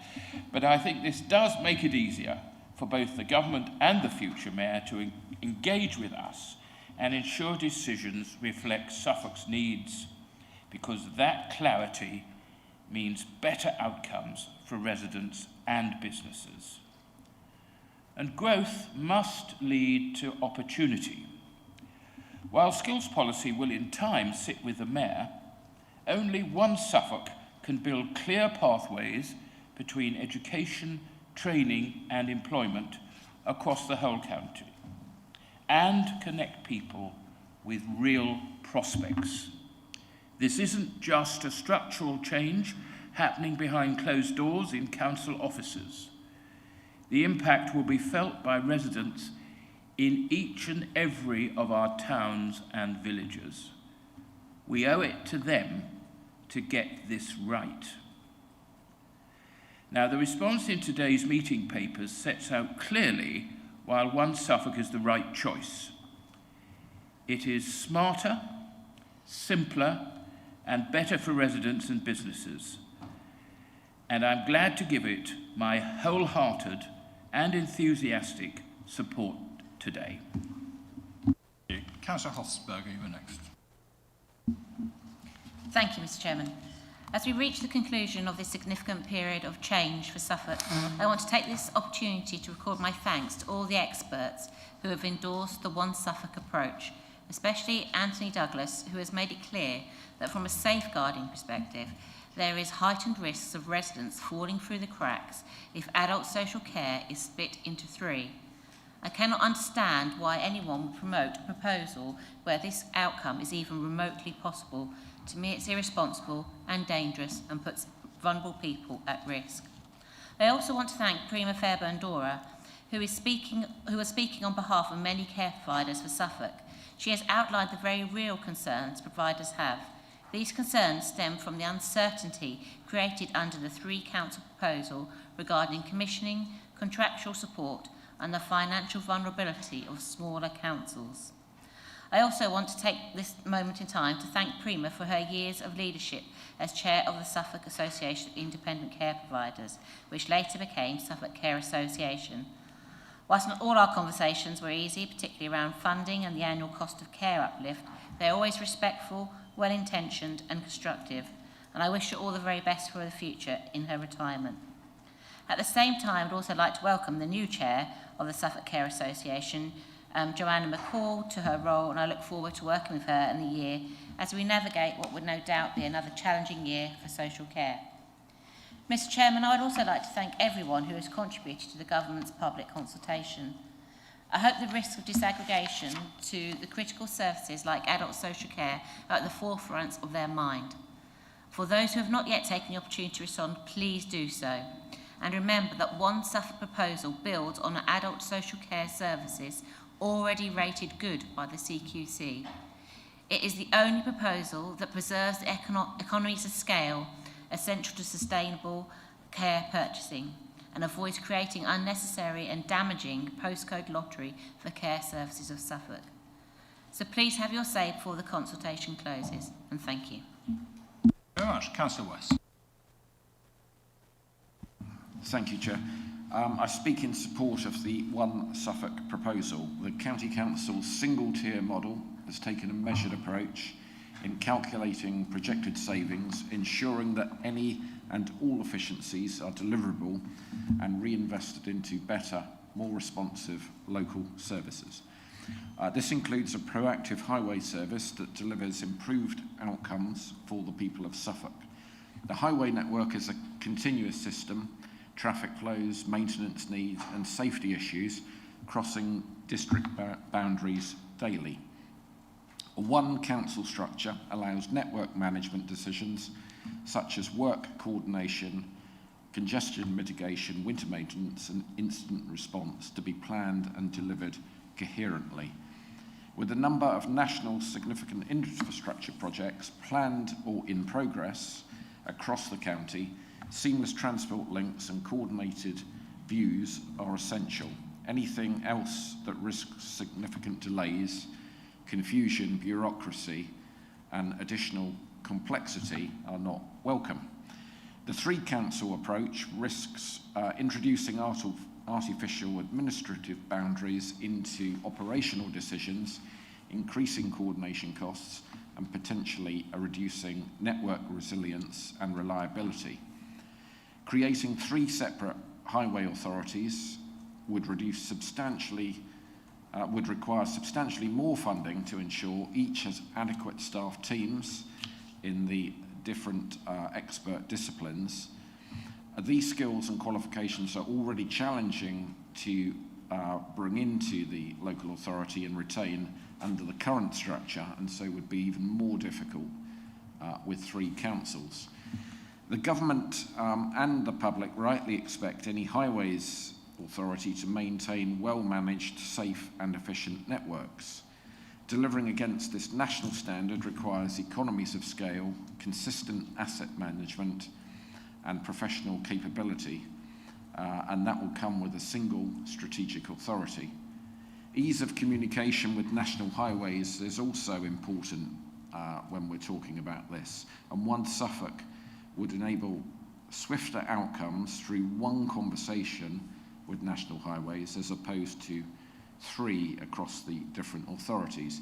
It is worth noting, and I think I raised this at a previous meeting, that national highways would maintain the responsibility of the A14, but nevertheless the local highway authority has to talk to national highways when it is carrying out work on the A14, and with 3 authorities the A14 would actually pass through the all proposed 3 new unitaries, remarkably passing through East Suffolk in Stowmarket, but it does pass through all 3, and that increases the number of conversations that would need to be had.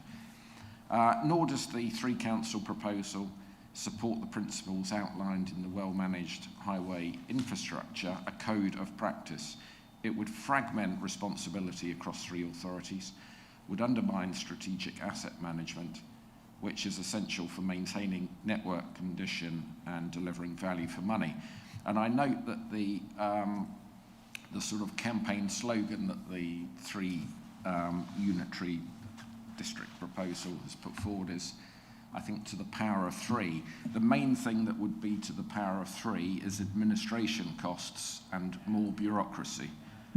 Since the County Council has achieved, Suffolk County Council has achieved measurable improvements in various markers since 2011 through a unified approach that prioritises planning and consistent standards across all the assets that the County Council is responsible for.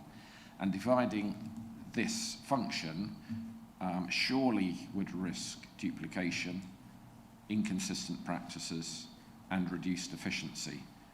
A single unitary council would enhance integration between transport, planning and environmental services within a unified structure and align with the DFT's ambitions for local accountable delivery. And One Suffolk's ambition is to create a strong, resilient unitary authority that supports national transport objectives and delivers tangible benefits for residents and businesses.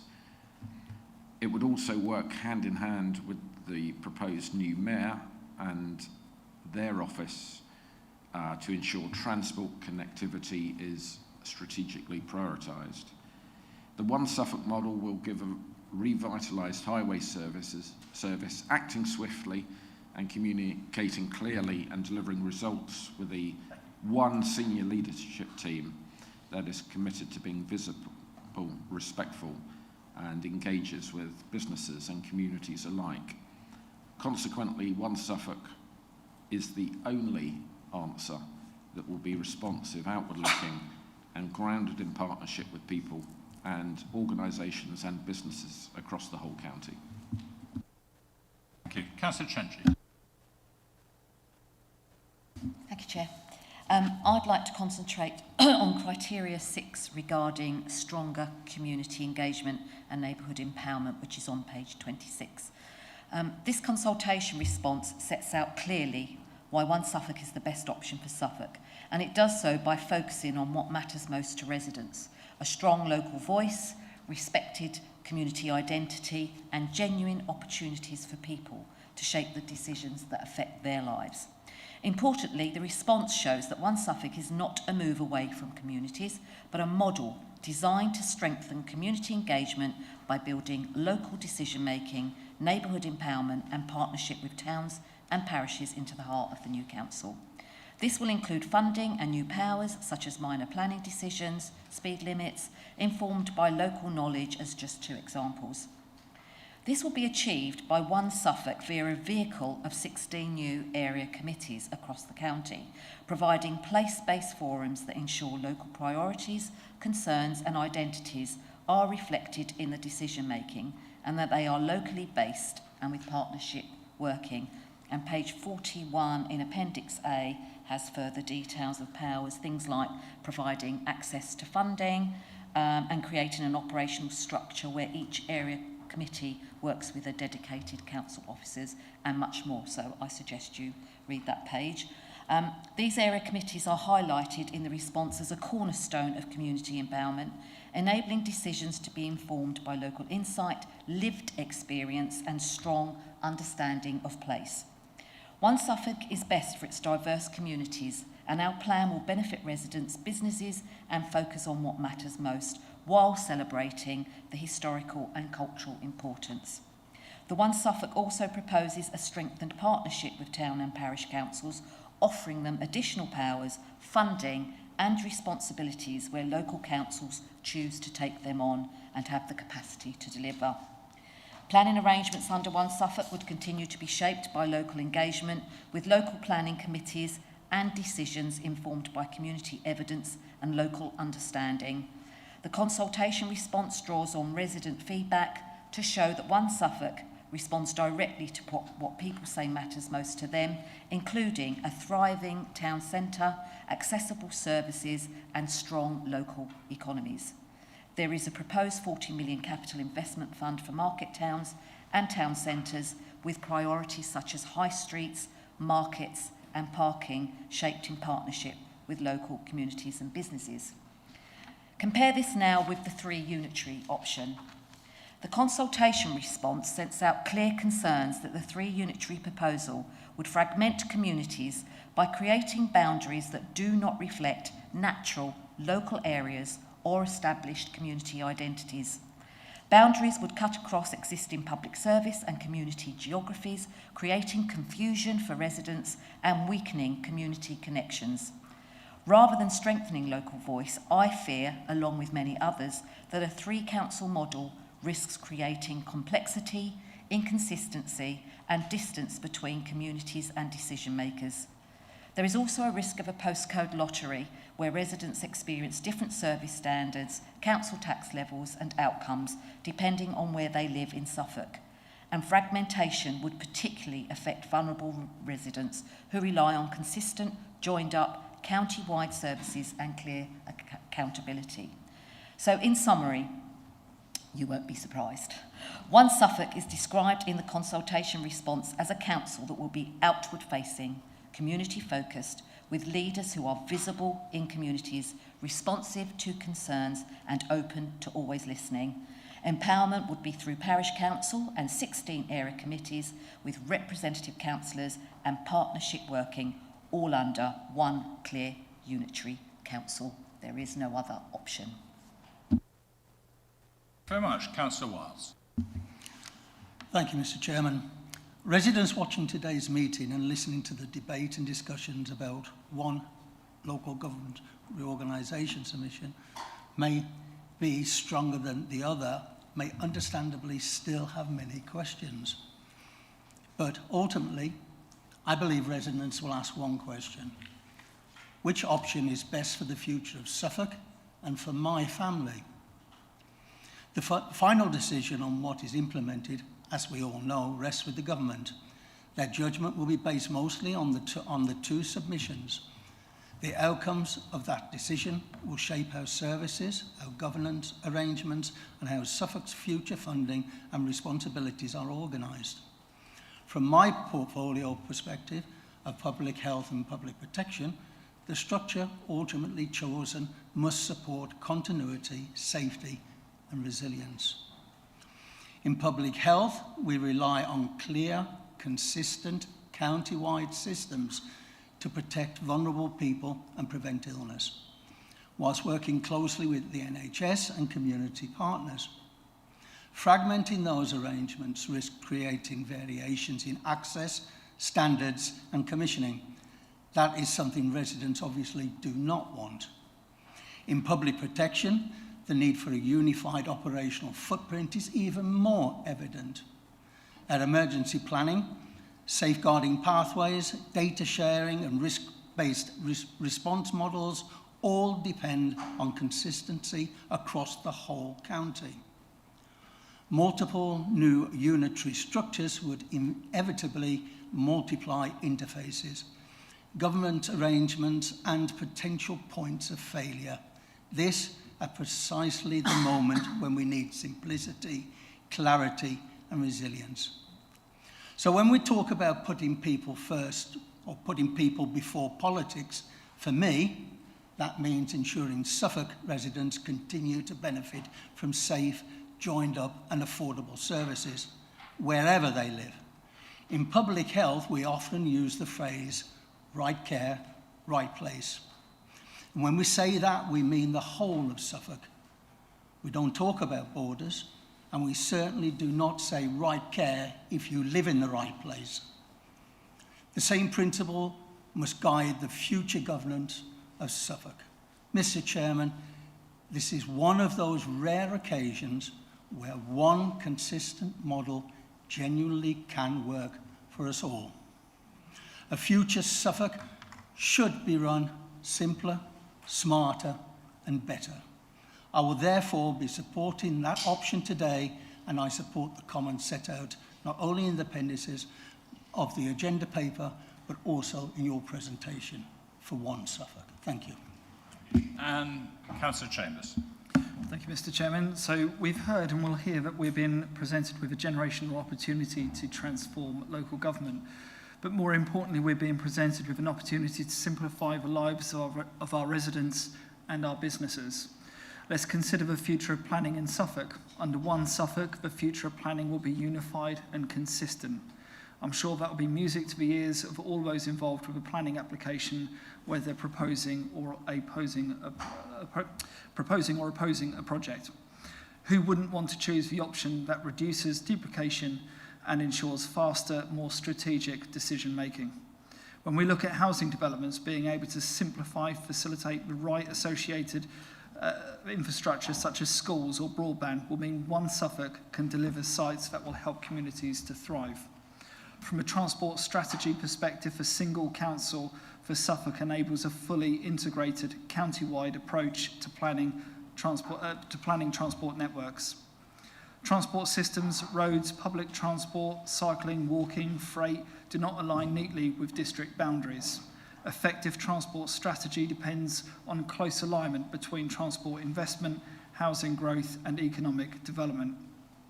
Under the One Suffolk model, transport planning would sit within the same authority responsible for planning, housing delivery and economic strategy, reducing the risk of misalignment. In contrast, the three-council approach risks inconsistent decisions on development, locations and transport capacity, potentially leading to congestion, underprovided and underfunded infrastructure, or delays to growth if authorities disagree and priorities differ. The One Council model also supports consistent standards for bus support, active travel infrastructure and traffic management. Taking this to the next level when looking at regional projects, One Suffolk will make it easier to work with the combined authority mayor and offer better opportunities to attract and coordinate investment.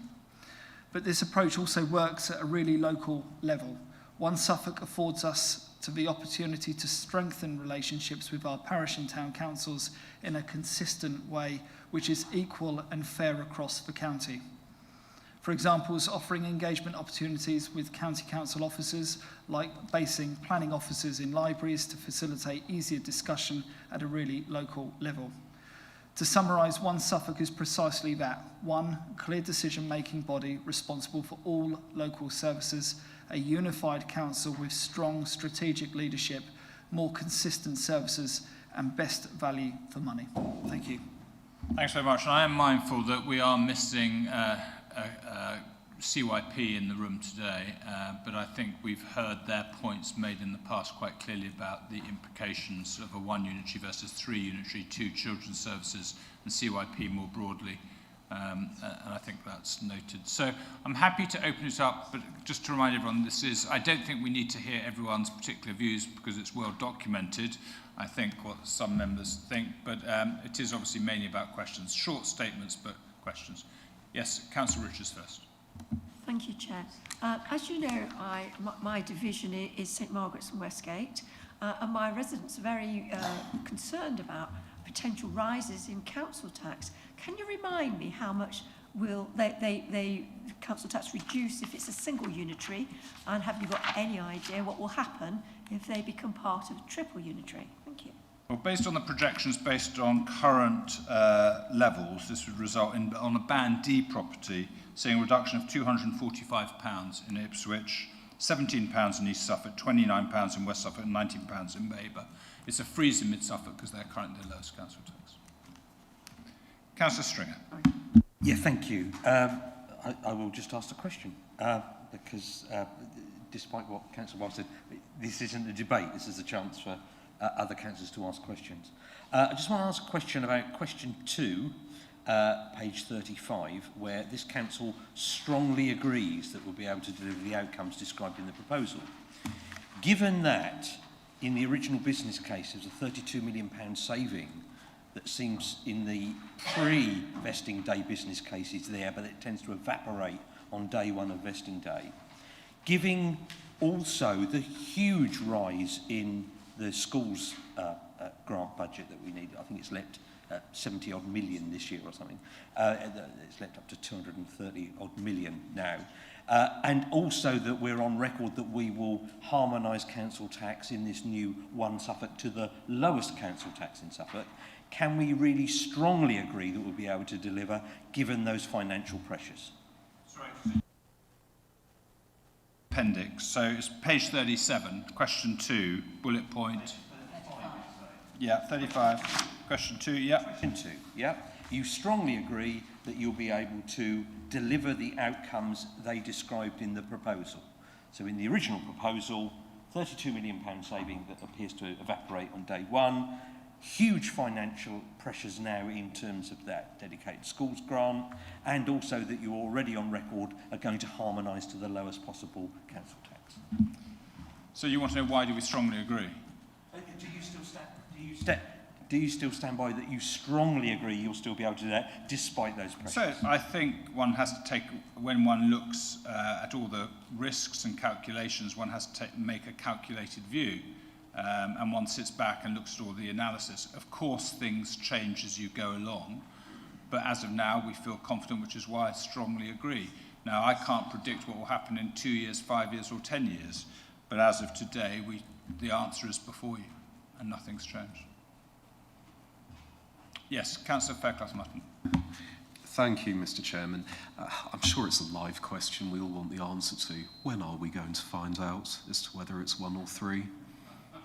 So my best guess, is sometime between the last week of February and the second week of March. But we know what spring could mean July. But no, in all seriousness, I think that's the sort of time frame being indicated. But that could slip till later in March, of course. Councillor Martin.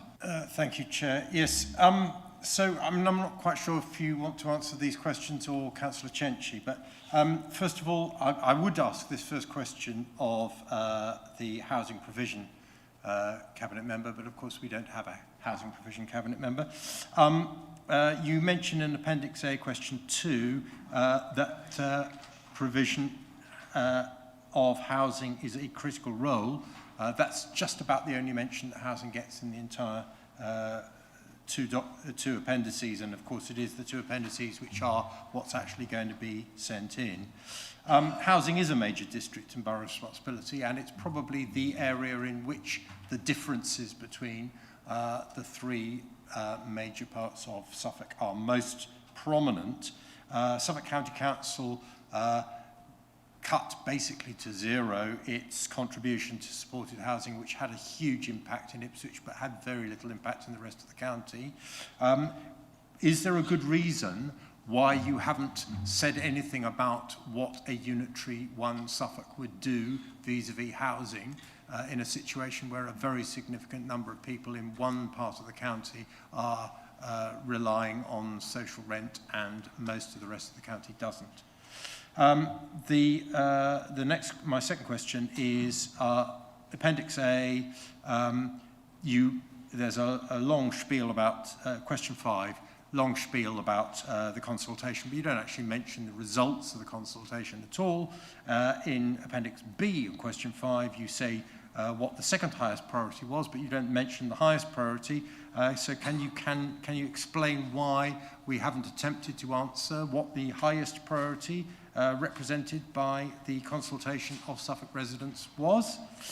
And my third question is, if being local is the highest priority, and the Suffolk County Council proposal aims to set up town councils to cover that, in what way is that not reintroducing a two-tier system? Is it because the town councils will actually have no powers and so therefore there will just be a talking shop? Well, I think I can answer some of those, then I may ask officers to pick up a point. But what I would suggest is, you go to the business case. And the business case has over 300 pages, and I think you'll find many of the points you've raised in the business case. So rather than me going through the 300 pages now, I'll leave you to do that over the weekend, and you've got until the end of the 14th to reply to government. Chair, may I just say, we did actually do all of that at full council some time ago. So then you know the answers to your own questions. I know your ability to avoid the answers to those questions, but I do think that they need to be addressed in the appendices here. So I hear what you say, but there are 300 pages in the business case where we've gone into far more detail on many of the points. This is a summary for Cabinet today to agree to a submission within the timeframe set out by your government. So I think if you want to go, we can't put everything in the submission. There are restrictions as to how big the paragraphs can be and how much you can put in there. But the business case is really clear and lays things out very clearly. I don't know if you wish to add anything else, Councillor Hopfensperger. Then happy to bring in Mark if you want to come in. I only want to make a correction to the statement that HRS has gone down to practically zero. I wouldn't consider £1.5 million practically zero for supporting vulnerable people.